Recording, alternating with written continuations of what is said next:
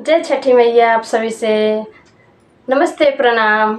मैं राधा राजभर आप सभी लोग के बीच में एक बहुत ही सुंदर छठी मैया का गीत लेकर आई हूँ।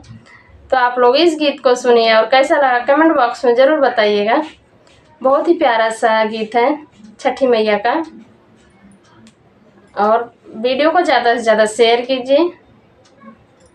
अब फुल वॉच करके सुनिए। सुना रही मैं छठी मैया का गीत। गंगा माई के सजल बाटे घटिया, छठी मैया के होए जय जयकार। गंगा माई के सजल बाटे घटिया, छठी मैया के होए जय जयकार। आदित्य देव के होए जय जयकार। वही घटिया सुतेलन कावन सेवका, उनके आवै सुख नींद, उनके आवै सुख नींद। वही घाटे सुतलन कावन सेवका, उनके आवै सुख नींद, उनके आवै सुख नींद। झोरी के जगावई उनकर रानिया, उठा स्वामी भइल भिनुसार, उठा स्वामी भइल भिनुसार। झोरी के जगावई उनकर रानिया, उठा स्वामी भइल भिनुसार। उठा स्वामी दतुनिया के जून, उठा स्वामी दतुनिया के जून। उठा स्वामी अरघिया के जून।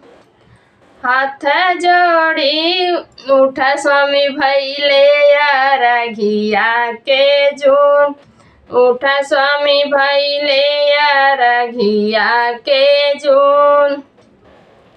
अर्घ मरम नाही जननी, अर्घ कैसे दिया, अर्घ कैसे दिया।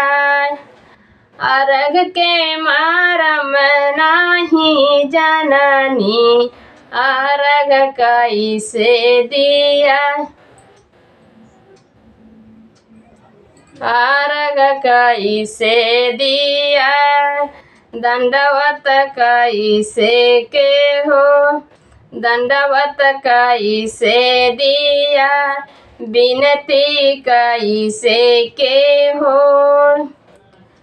साझे परल जल के अरघिया, हाथ जोड़ी विनती जे हो, हाथ जोड़ी विनती जे हो।